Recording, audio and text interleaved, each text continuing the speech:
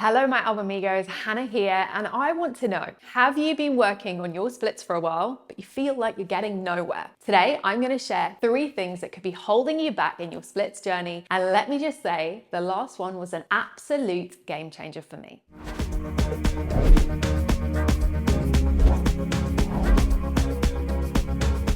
Now, whilst passive stretching is a great starting point, the body is so complex. There are other things that could drastically improve your flexibility and your splits. First up, there's isometric stretching. Isometric stretching is a type of stretch where you hold a position without moving, using your muscles to create resistance. It's a really good way to improve your flexibility and lengthen your muscles under tension. It also ensures you are balancing strength and flexibility and are strong at your end range of motion. This means improved mobility, enhanced performance, and it can help prevent injury. So try including some of these active pyramid holds into your splits routine and notice the difference. While you're in your pyramid, you really want to push your feet really strongly into the mat so you feel the muscles engage. Now, next up is the wonderful PNF stretching, or proprioceptive neuromuscular facilitation.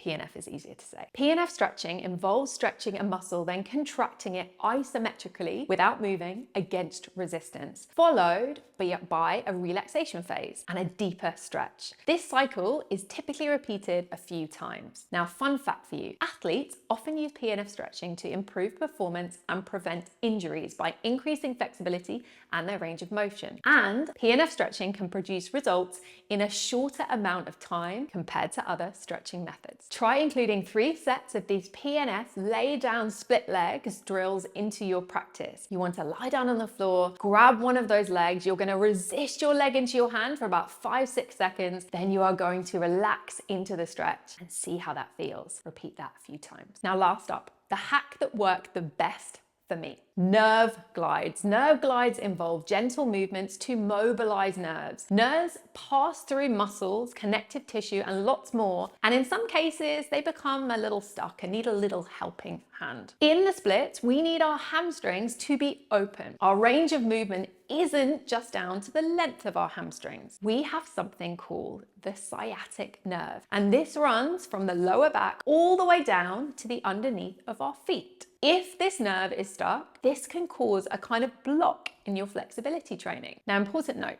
nerves aren't like muscles. We don't really stretch them much. Think of it more like helping them become free. When doing nerve glides, we want to move into sensation, not push it to our max. So think a 2 out of 10. Now, here's a video where you can try a nerve glide to see if it improves your splits. Remember, go to the point of sensation. We don't want to push our nerves to the max. Last bonus tip for you, breathe.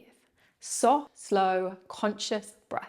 Let your nervous system know that you are safe. If you go into stretches all gung-ho, then your brain is clever. It will stop you to make sure you don't hurt yourself. As we've said before, go slow, be conscious.